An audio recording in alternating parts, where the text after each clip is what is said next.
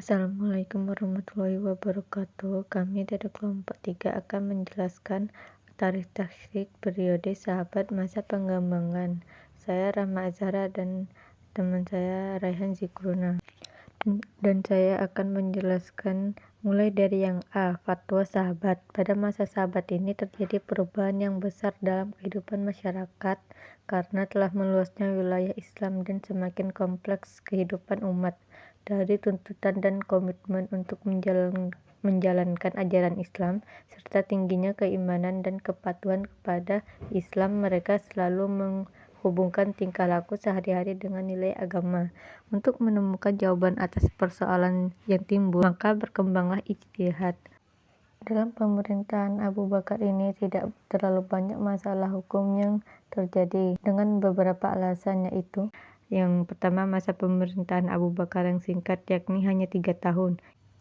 Yang kedua, konsentrasi pemerintahan terkuras pada pemberantasan pemberontak dan orang murtad. Ketiga, yang diangkat menjadi hakim pada waktu itu adalah Umar bin Khattab, di mana para sahabat enggan berhadapan dengannya. Yang keempat, kehidupan para sahabat pada masa itu belum terlalu kompleks sehingga tidak banyak masalah yang timbul. Yang kelima, semangat keimanan dan keislaman pada waktu itu masih sangat tinggi sehingga jika pun ada masalah, mereka lebih sabar dan toleransi terhadap saudaranya ketimbang mempermasalahkan secara hukum ke pengadilan. Yang kedua, ada Umar bin Khattab. Pada masa pemerintahan Umar bin Khattab, hukuman dan administrasi Islam mengalami perkembangan pesat. Umar membentuk sistem administrasi yang terstruktur dan membagi kekhalifahan menjadi provinsi-provinsi yang dipimpin gubernur. Ia juga mendirikan lembaga peradilan dengan mengangkat para hakim untuk menegakkan keadilan sesuai prinsip Islam di bidang sosial dan ekonomi. Umar menetapkan kebijakan untuk membantu masyarakat miskin melalui zakat dan baitul mal. Selain itu, ia juga membangun pasukan keamanan untuk menjaga stabilitas wilayah dan menetapkan kalender Hijriah sebagai kalender resmi Islam. Semua pencapaian ini menjadi dasar perkembangan pemerintahan Islam selanjutnya. Yang ketiga, ada Utsman bin Affan. Utsman bin Affan diangkat menjadi khalifah melalui prosedur formatur setelah Umar bin Khattab. Masa pemerintahannya terbagi menjadi 2 fase. Fase awal di mana Utsman memimpin tanpa intervensi keluarganya, dan fase akhir di mana keluarganya mulai mendominasi pemerintahan sementara Utsman lebih fokus pada ibadah. Kemajuan pada masa pemerintahan Utsman antara lain: yang pertama, pembangunan gedung peradilan yang terpisah dari masjid. Yang kedua, penulisan 4 mushaf Utsmani untuk menyeragamkan bacaan Al-Quran, menghindari perbedaan pembacaan di berbagai wilayah. Beberapa ijtihad Utsman dalam kepemimpinannya meliputi: yang pertama, menambah azan Jumat menjadi 2 kali untuk menjangkau wilayah yang semakin luas dan memberikan hak warisan kepada istri yang diceraikan suaminya dalam kondisi sakit hingga suaminya meninggal, terlepas dari status iddah istri. Yang keempat, ada Ali bin Abi Thalib. Ali bin Abi Thalib menjadi khalifah setelah Utsman bin Affan wafat akibat dibunuh pemberontak.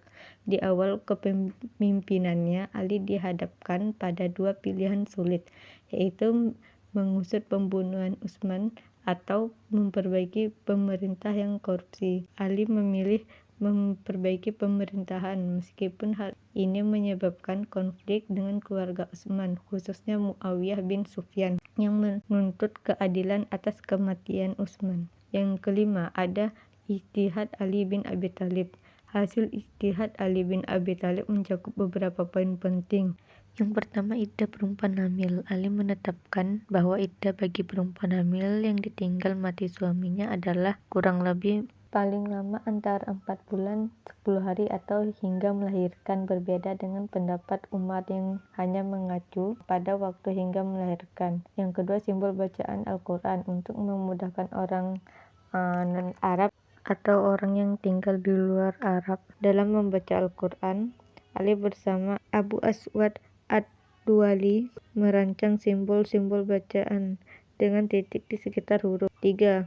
Hukuman bagi pemabuk. Ali menerapkan hukuman 80 kali cambukan bagi pemabuk, lebih berat dari ketentuan hadis yang menyebutkan 40 kali karena ia berpendapat bahwa hukuman yang lebih berat diperlukan agar umat Islam tidak meremehkan hukuman tersebut. Selanjutnya akan dijelaskan oleh Raihan Zikruna. Selanjutnya, perbedaan pendapat di kalangan sahabat. Pada masa Khulafaur Rasyidin terjadi perbedaan pendapat antara Abu Hurairah dan Aisyah. Perbedaan pendapat yang pertama yaitu tentang mayit yang disiksa karena tangisan. Menurut pendapat Abu Hurairah, bahwasanya mayit itu tidak boleh ditangisi karena kalau ditangisi akan mendatangkan siksaan untuknya.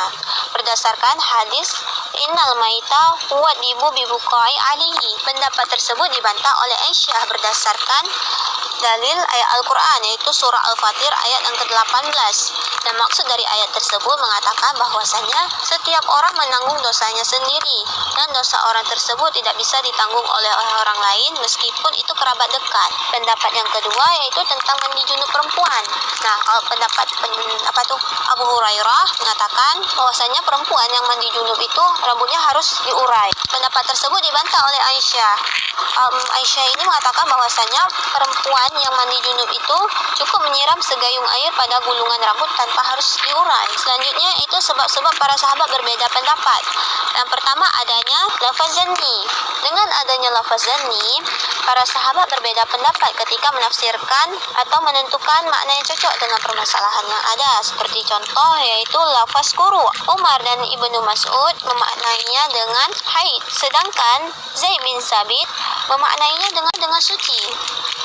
Perbedaan yang kedua yaitu ada dua hukum yang berbeda dalam dua permasalahan. Seperti contoh yaitu iddah perempuan yang hamil dan iddah perempuan yang ditinggal mati oleh suaminya. Nah, kalau iddah perempuan yang hamil itu sampai melahirkan anak. Sedangkan iddah perempuan yang ditinggal mati oleh suaminya yaitu selama 4 bulan 10 hari. Yang ketiga yaitu adanya perbedaan pengetahuan tentang sunnah. Seperti contoh yaitu pada masa Abu Bakar tentang warisan, tentang penetapan warisan terhadap nenek. Bahwasanya nenek tersebut mendapatkan warisan sebanyak 1/6. Contoh yang kedua yaitu pada zaman Umar. Pada zaman Umar itu apabila kita mengucapkan salam sudah sampai 3 kali tapi tidak ada jawaban, maka tamu harus pulang. Yang keempat yaitu karena memang beda pendapat di kalangan sahabat. Dan yang kelima dengan adanya perbedaan dalam melihat kekuatan sahih atau tidaknya sebuah hadis tersebut. Yang keenam, perbedaan dalam menggunakan akal pikiran atau ra'yu. Yang ketujuh, berbeda dalam mengkiaskan sesuatu dengan hukum yang asli. Terakhir yaitu mufti terkemuka di kalangan sahabat. Sebenarnya ada 130 sahabat yang berperan sebagai mufti.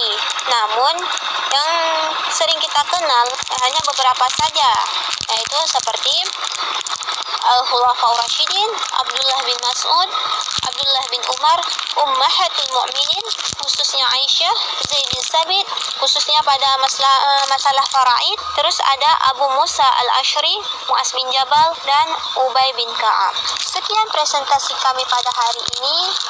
Lebih dan kurang kami mohon maaf.